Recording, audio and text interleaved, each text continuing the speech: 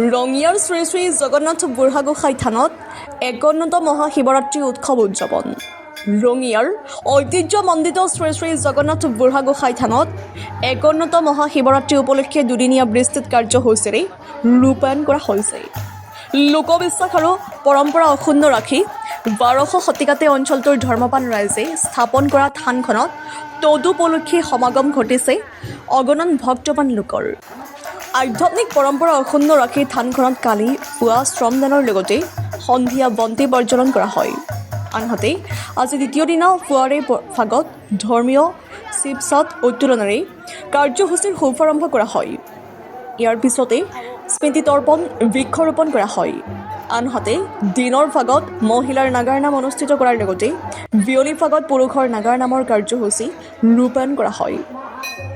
ইফালে আধ্যাত্মিক বন্দনাৰে মুখৰিত ঐতিহ্যমণ্ডিত থানখনত ভক্তসকলে মনোবাঞ্ছা সিদ্ধিৰ কামনাৰে বন্তি প্ৰজ্বলনৰ লগতে পূজা অৰ্চনা আগবঢ়ায়। ৰঙিয়াৰ পৰা দিনেশ আগৰৱালৰ ৰিপৰ্ট, JNK নিউজ।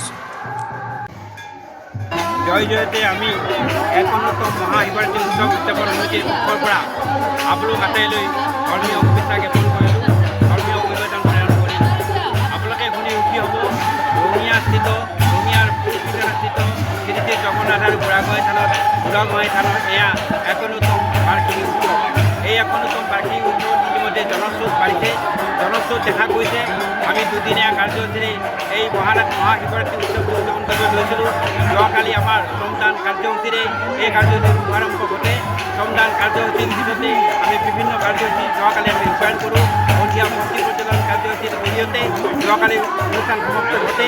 আজি দ্বিতীয় দিনৰ পূজাৰ দিন। এই মহাশিৱৰাত্ৰিৰ পূজাৰ দিন ৪ প্ৰহৰৰ পূজা হ'ব আমাৰ ইয়াতে। আজি ৰাতিপুৱা শিৱছাট উত্তোলনৰ মাধ্যমেদি আমি আজি দ্বিতীয় দিনৰ কাৰ্যসূচী ৰূপায়ণ কৰিবলৈ লৈছিলোঁ। এতিয়া আহি আমি আজি যিটো কাৰ্যসূচী নাগাৰা নাম পৰিৱেশন, আমি ৪টা নাগাৰা নাম দলক আমি আমাৰ মাজত আমন্ত্ৰণ কৰিছিলোঁ। 2টি নাগাৰা নাম, মহিলা নাগাৰা নাম দলে ইতিমধ্যে নাম পৰিৱেশন কৰি আছে। আৰু সন্ধিয়া আমাৰ অসমৰ দুজন মহান শিল্পীয়ে নাগাৰা নাম দলে নাগাৰা নাম পৰিৱেশন কৰিব। এতিয়া যিহেতু এইবাৰ দেখা গ'ল আমাৰ দুপৰীয়া গীতটো হৈছে, দুপৰীয়া লগাৰ কাৰণে অহাকাইলৈ আমি এটা দিন বঢ়াই দিছোঁ। অহাকাইলৈ আমাৰ স্থানীয় নাগাৰা নামৰ শিল্পীসকলে নাগাৰা নাম পৰিৱেশন কৰিব। এয়া আমাৰ এখন উৎসৱ আছিলে।